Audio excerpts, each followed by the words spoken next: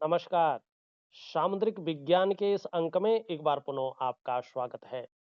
दोस्तों, एक सुंदर सी फीमेल हथेली, आप महिला जातिका हैं और आपकी रियल हथेली मेरे सामने विवेचना के लिए आ रखी है।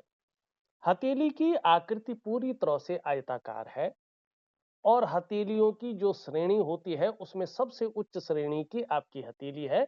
इस हथेली को दार्शनिक हथेली कहते हैं। तो निश्चित तौर पे इसका प्रभाव आपके जीवन पर सकारात्मक रहने वाला है।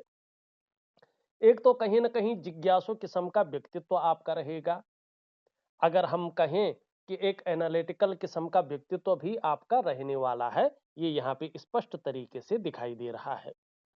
दूसरी बात, अगर हम देखेंगे तो आपकी हथेली में 3 स्पष्ट लकीरें दिखाई दे रही हैं केतु पे, जो बहुत अच्छा माना गया है। लेकिन बहुत सारी रेखाएं भी इनको काट रही है, तो कोई ना कोई चिंता भी आपके जीवन में लगातार बनी हुई है और कहीं ना कहीं संघर्ष भी बना हुआ है। फिर भी ऐसा कहा जाएगा, एक अच्छा ज्ञान आपको जो है अर्जित होगा और आगे चलकर अच्छा धन भी आपको प्राप्त होगा, इसमें कोई दो राय नहीं दिखाई दे रही है। आपके सवाल ले लेते हैं। देखिएगा, आपने बहुत अच्छे सवाल पूछे हैं, लेकिन उससे पहले एक दो चीजें देख लेते हैं। एक तो देखिएगा, आपका जो है मस्तिष्क की रेखा पूरी तरह से कर्व लेके और यहाँ पे वर्तमान समय में चंद्रमा से बहुत ज्यादा प्रभावित हो रही है।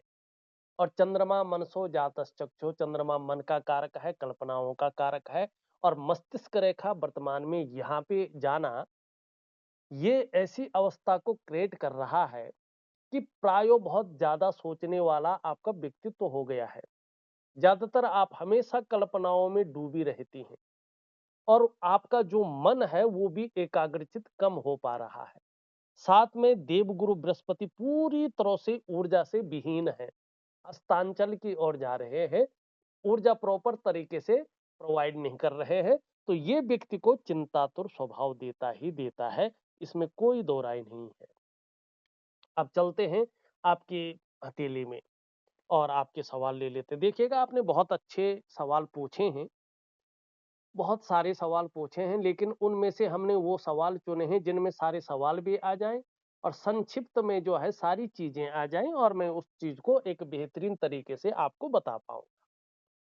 आपने लिखा है, क्या मेरे जीवन में सरकारी नौकरी है तो कब तक है, किस महीने या किस साल में है, मुझे मिल जाएगी, मैं ज्वाइन कर लूंगी, और मेरे घर से कितनी दूरी पर होगी, और किस क्षेत्र में मुझे जॉब मिलेगा, टीचर या एडमिनिस्ट्रेटर, जो आपने सर्विस सेक्टर के बारे में बात की है। सबसे पहले देखते हैं सरकारी नौकरी की योग हाथ में वास्तव में बन रहे हैं कि नहीं बन रहे हैं।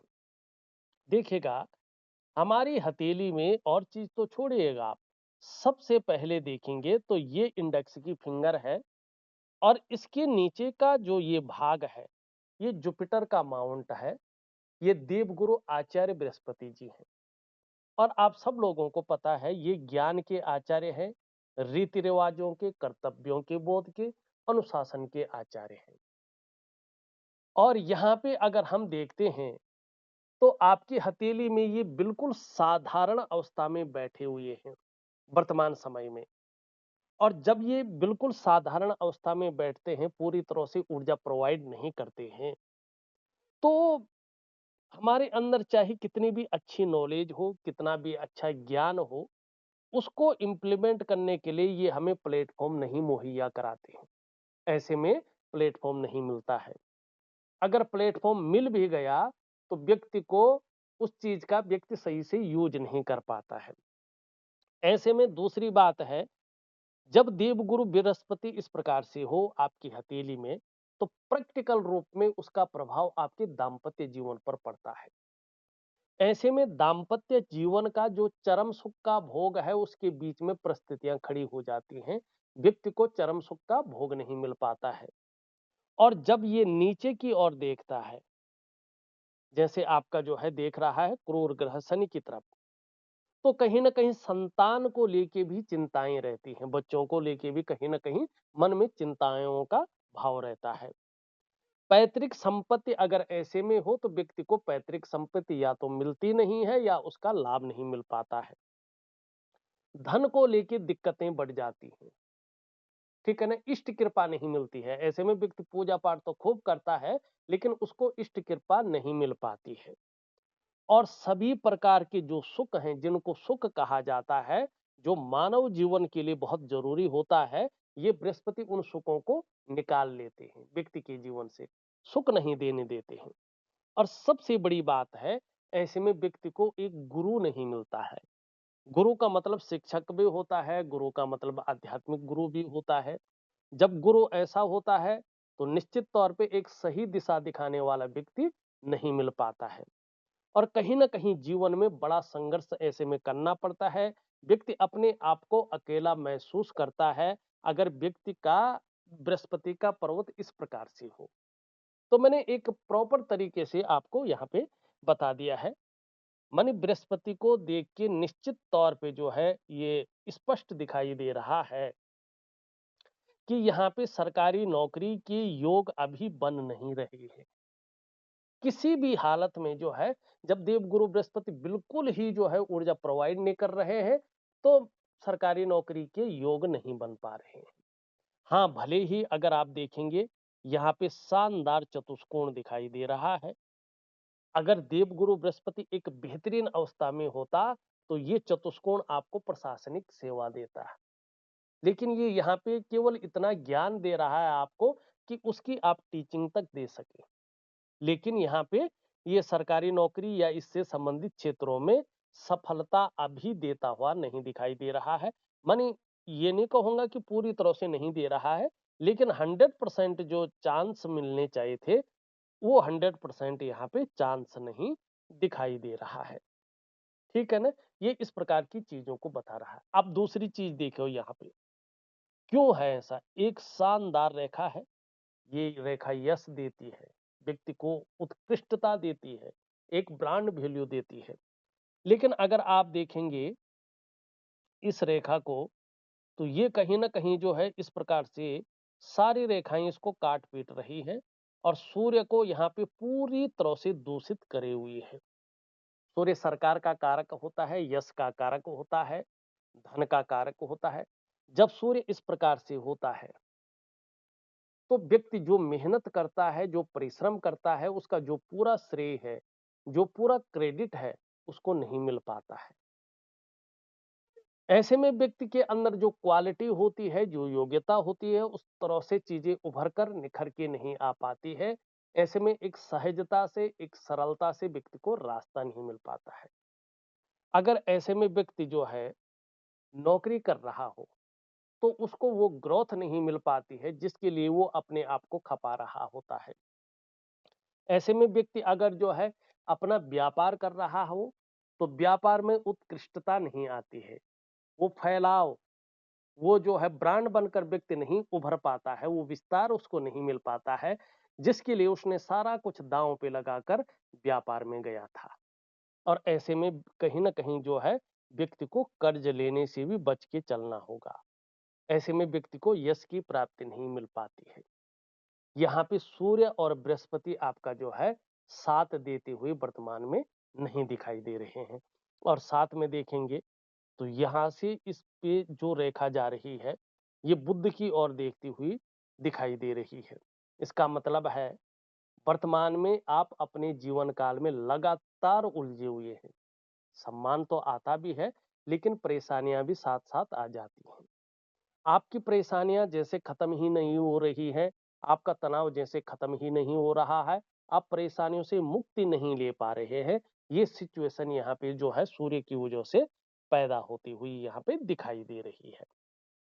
दूसरा प्रश्न आप लिखते हैं, क्या मैं व्यवसाय कर सकती हूँ और किस क्षेत्र में व्यवसाय करना अच्छा रहेगा?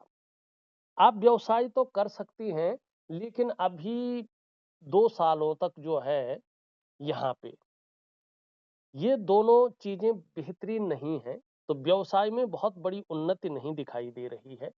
अभी 2 साल तक आप प्राइवेट नौकरी की ओर बढ़े, प्राइवेट नौकरी करें, अच्छी नौकरी करें। उसके बाद अगर आप जो है अपने व्यापार की ओर आगे बढ़ें तो आपके लिए बहुत अच्छा रहेगा, क्योंकि आगे चलकर अगर देखेंगे तो यहाँ पे 1-2 लकीरें ये उठ रही हैं और 1 यहाँ पे 2 और 3 और 4, 4 पौरवे यहाँ पे स्पष्ट दिखाई दे रहे हैं। निश्चित ही ये अचानक आगे चलकर आपको जीवन में खास करके 48 ईयर में 48वें वर्ष से जीवन में तरक्की देने की ओर आगे बढ़ रहा है। कहीं न कहीं अचानक जीवन में आपको तरक्की मिलेगी। धन है, प्रतिष्ठा है, मान-सम्मान है, सभी चीज़ों में ये बढ़ोतरी को दिखा रहा है और आगे ये कह रहा है अगर आप संभल कर चले, अपने लक्ष्य का निर्धारण कर ले, एकाग्रता के साथ अपनी मेहनत को बढ़ा के उसमें काम करें, तो आप निर्धन नहीं रहेंगे, आप गरीब नहीं रहेंगे। लेकिन फिर आपके अंदर थोड़ी-सी ईगो प्रॉब्लम ज़रूर आएगी। आपको इससे थोड़ा संभल कर चलना होगा, क्योंकि आप बहुत ज़्यादा धार्मिक भी हो जाएँगी। धर्म कर्म के कार्यों में आप बढ़-चढ़ कर हिस्सा लेंगी। दान पुण्य से संबंधित चीज़ों में ये अच्छा दिखा रहा है और ख़ास करके धन के लिए ये अंगूठा बहुत अच्छा कहलाएगा और आगे व्यवसाय इत्यादि चीज़ों को दे रहा है। व्यवसाय में विशेष प्रकार की सफलता को भी ये यहाँ पे दिखाई दे रहा है। तो 2 साल के बाद ही व्यवसाय के अच्छे योग बन रहे हैं। अभी व्यवसाय के योग बेहतरीन नहीं बन पा रहे हैं। तीसरा आप लिखते हैं मैंने बाहर के राज्यों में भी फॉर्म फिल किया है। यहाँ पे अगर हम देखेंगे तो सच में देखा जाए तो आपकी जो जन्म स्थान से दूर ही आपकी उन्नति है। जन्म स्थान में रहकर बहुत अच्छी उन्नति नहीं दिखाई दे रही है, क्योंकि जीवन रेखा केतु से प्रभावित यहाँ पे दिख रहा है। और यहाँ पे एक्चुअल में देखेंगे अगर ये एक समरूप में होती तो ये भाग्य योग का निर्माण करती। ऐसे में अगर व्यक्ति शिक्षा के क्षेत्र में या काउंसलिंग के क्षेत्र में कोई काम करता है तो बहुत बड़ा नाम भी कमाता है, एक ब्रांड बनकर भी उभरता है। तो यहाँ पे 48 ईयर से जो है अच्छी स्थिति दिखाई दे रही है। तो 2 साल तक अभी आप प्राइवेट नौकरी करें तो बहुत अच्छा आपके लिए रहेगा। थोड़ा मेरे भविष्य को लेके बताइएगा। मैं बचपन से ही दुखी हूँ, ना मेरा मायका सही रहा और ना ही ससुराल सही रहा है। देखिएगा, इसका 2 कारण हैं। एक कारण है आपका जो है यहाँ पे अगर आप देखेंगे, तो नाड़ी रेखाएँ आपकी जीवन में स्पष्ट दिखाई दे रही है और मुख्य रेखाओं को बराबर काटती हुई दिखाई दे रही हैं, जो मारक राहु का प्रभाव को दिखाती हैं। और इसका प्रभाव सीधा देवगुरु बृहस्पति पे पड़ रहा है। तो यहाँ पे गुरु चांडाल योग यहाँ पे स्पष्ट तरीके से बन रहा है, जो व्यक्ति को कहीं न कहीं बहुत ज़्यादा परेशान करता है। नारकीय जीवन की ओर व्यक्ति को ले जाता है हर तरह से, किसी भी प्रकार का सुख नहीं देता है। मैं कुछ उपाय आपको दूँगा, एक तो सूर्य को सही करने के लिए दिव्य सूर्य क्रिया मैं आपको दे रहा हूँ और दिव्य योग ध्यान क्रिया मैं आपको दे रहा हूँ।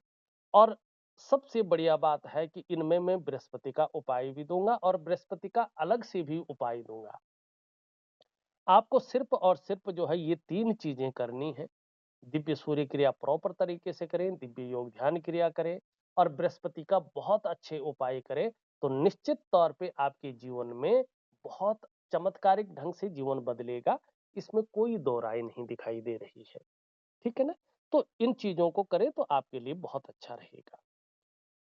एक लास्ट प्रश्न आपने लिखा हुआ है, जो लास्ट ही है समझो। आपने लिखा है मेरे बच्चों का भविष्य कैसा होगा?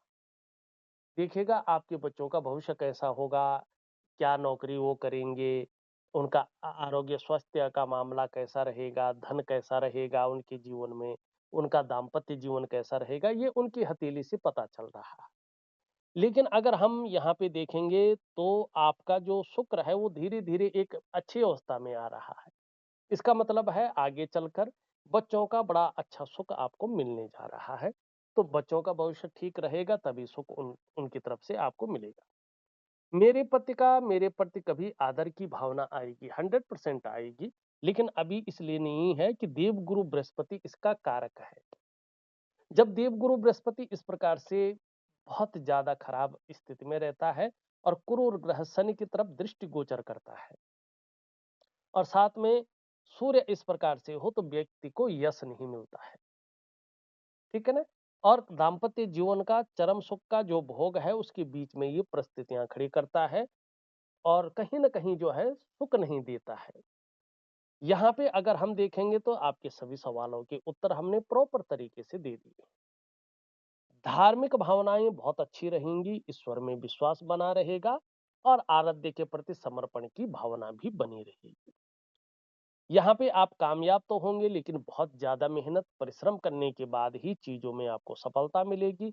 कई बार आपको दौड़ा धूपी का काम भी करना पड़ेगा। इन दोनों के बीच में थोड़ा गैप दिखाई दे रहा है। ये जीवन काल के 35 ईयर तक, 35वें वर्ष तक अपना प्रभाव देता है, खास करके धन के मामले में। ऐसे में तीन चीजों में से एक या दो चीजें व्यक्ति के जीवन में रहती हैं।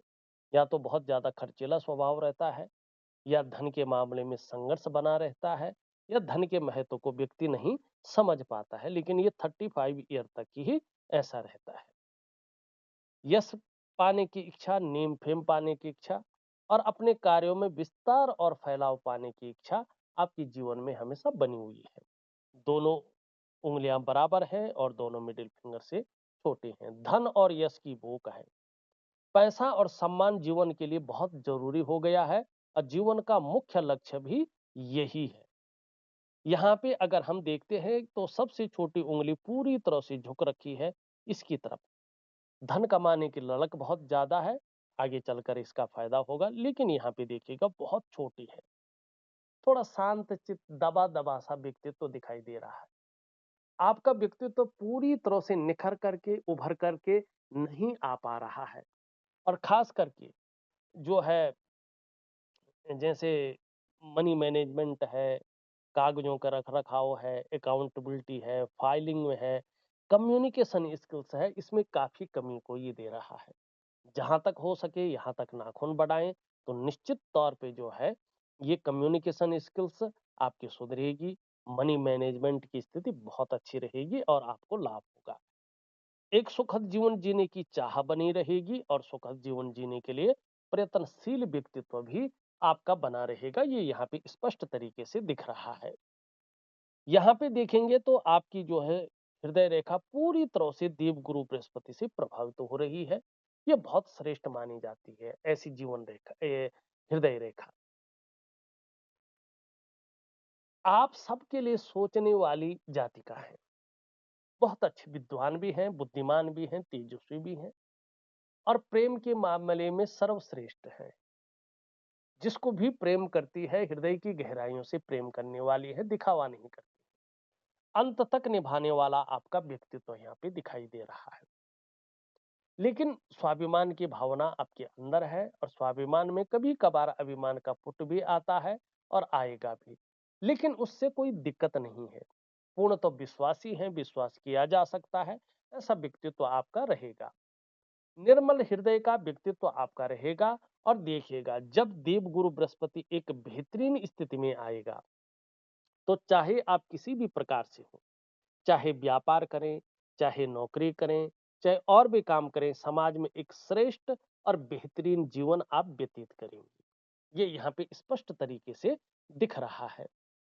यहाँ पे हमने मस्तिष्क रेखा के बारे में बात कर ली। जीवन की रेखा आपकी कहीं ना कहीं इस प्रकार से जाती हुई दिखाई दे रही है और केतु का प्रभाव इस पे बहुत ज्यादा पड़ता हुआ दिख रहा है। अगर मैं कहूं तो अच्छी यात्राओं का भी आपको आगे चलकर लाभ मिलने वाला है, जिससे मन प्रसन्न रहेगा और जीवन में खुशनुमा माहौल बना रहेगा। लेकिन जन्म स्थान से दूर ज्यादा उन्नति है, जन्म स्थान में रहकर बहुत बड़ी उन्नति नहीं दिखाई दे रही है। यहाँ पे एक चीज देखेंगे, एक और दो रेखाएं ये मंगल की शानदार स्थिति में आपकी हथेली में दिखाई दे रही है। इसका सीधा सीधा मतलब है, अगर आप भगवान हनुमान जी की शरणागति चले जाते हैं, पूर्ण समर्पण की भावना रखते हैं उनके अंदर, तो आगे चलकर इस लकीर का फायदा आपको जीवन में बहुत अच्छा मिलने वाला है। ऐसे में जहां आपको दूसरों का सहयोग बहुत अच्छा मिलेगा, वहीं जीवन में भगवान की भी बहुत अच्छी कृपा आपके ऊपर बनी रहेगी। इसको आप अनुभव भी करेंगे। दूसरी ये रेखा इंगित करती है कि आपके अंदर एक अच्छी प्रतिभा छुपी हुई है, एक तेज बुद्धि छुपी हुई है। लेकिन वर्तमान में उसका प्रयोग नहीं हो पा रहा है या उसको इम्प्लीमेंट करने के लिए प्लेटफॉर्म नहीं मिल पा रहा है। ये रेखाएं ये भी बता रही हैं कि सोचने और समझने की जो ताकत है वो आपके अंदर बहुत अच्छी है। ऐसा भी व्यक्तित्व आपका उभर कर आता हुआ दिखाई दे रहा है कि जीवन काल में एक बार यदि कोई निर्णय ले लेंगे तो उसे अंत तक निभाने का सामर्थ्य भी रखेंगे। आगे चलकर निश्चित तौर पे मैं देख पा रहा हूं आपका व्यक्तित्व अपने आप में अच्छा खासा प्रभावशाली यहाँ पे नजर आ रहा है। ये बहुत अच्छी चीजें यहाँ पे दिखाई दे रही है। यहाँ पे अगर हम देखेंगे करियर और धन की रेखा चंद्रमा से निकल करके जा रही है, लेकिन अभी पूरी तरह से धन और करियर के मामले में एक स्टेबिलिटी नहीं देती हुई दिख रही है। तो इसके लिए दिव्य योग ध्यान क्रिया, दिव्य सूर्य क्रिया जरूर करें और बृहस्पति का बेहतरीन उपाय करें तो आपके लिए बहुत अच्छा रहेगा। बाकी थोड़ा आपको अपने स्वास्थ्य का भी ध्यान रख के चलना होगा, खास करके अपने मानसिक और शारीरिक स्वास्थ्य को लेके थोड़ा सा जो है आप ठीक से चले तो लाभ होगा। यहाँ पे अगर हम देखेंगे तो आपका शनि, शनि में एक क्रॉस की स्थिति यहाँ पे बनी हुई है पूरी तरह से। वैसे ये एक मछली या उसका चिन्ह बनता है, राज चिन्ह जिसको हम पद्म का चिन्ह कहते हैं। लेकिन यहाँ पे इसका कट कटाव का भाग अभी दिखाई दे रहा है।